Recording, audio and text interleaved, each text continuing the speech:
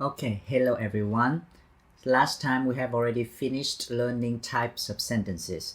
Today, from now on, in the next few video clips, I will try to tell you a basic structure of a paragraph. So basically, we are going to learn how to write a paragraph.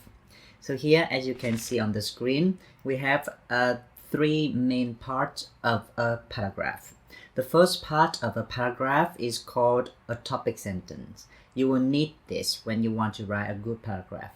The second part of the paragraph is called supporting sentences. And the last part of the paragraph is called a concluding sentence. We are going to go through each of these parts very carefully in the next few video clips. After all of this, we are going to go through each of these parts very carefully in the next few video clips so that you can learn how to write a paragraph effectively. Okay, now first let's take a look at an example of a paragraph. So here I will give you maybe a few minutes. You can pause the video now and then take a look at this paragraph. And then we are going to talk about it a little bit. Okay, so this paragraph is taken from a very useful book widely available in Vietnam, which is Writing Academic English. I also suggest that you go out and buy this whole book. It's a very useful book for you to learn. You can also find the link of the book down below. Anyway, if you have already taken a look at this paragraph, you will see that the first sentence is what we call a topic sentence. Here, the topic sentence of the paragraph is gold, a precious metal, is prized for two important characteristics. The supporting sentences are sentences 2 to 9. And the concluding sentence is, of course, the last sentence. In conclusion, gold is treasured not only for its beauty, but also for its utility. Okay, now we will go through each of these steps, so you don't really need to feel worried. Let us go first to the topic sentence. Now, in the topic sentence itself, you need three parts. And please remember this, okay? Remember these three parts. First, you need a topic, obviously, because a topic sentence needs to have a topic, or your paragraph itself needs to have a topic. For example, here the topic is gold. The controlling idea, that is the second part of a topic sentence. Again, the topic sentence will need to have a topic and the controlling idea. In here, the controlling idea is it's prized.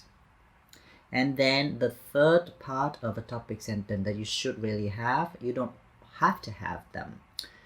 You don't have to have it, but you should really, is called subtopics or sub-ideas.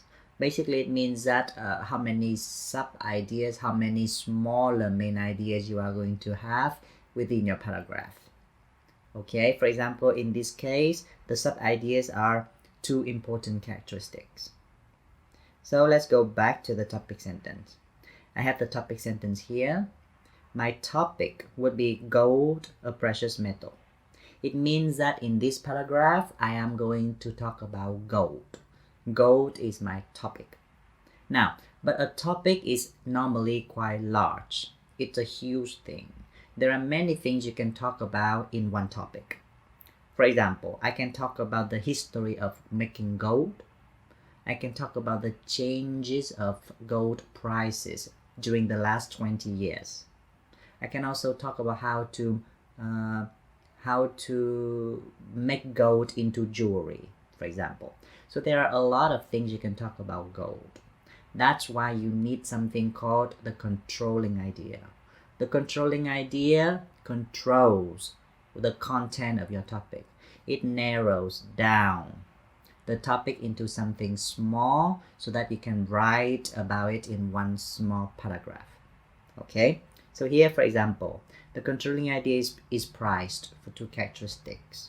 It means that in this paragraph, I will only talk about the good characteristics of gold. I'm not going to talk about the bad characteristics of gold. I'm not going to talk about the history of making gold. I'm not going to talk about the prices of gold. I'm not going to talk about how gold is used as money, etc., etc. I'm just talking about two characteristics that gold is prized for. Okay, so the controlling idea again is something you use to control or to narrow down the topic so that the topic becomes small enough so you can write about it in one paragraph. Okay, and the subtopics are very important. It helps you to orientate yourself, to basically know what you are going to write in the paragraph. Like, okay, I have two important characteristics here. I'm going to talk about them. Then you know what you are going to write. It helps you feel safe. And it also helps the reader. The reader will also know, okay, I have two ideas to look forward to.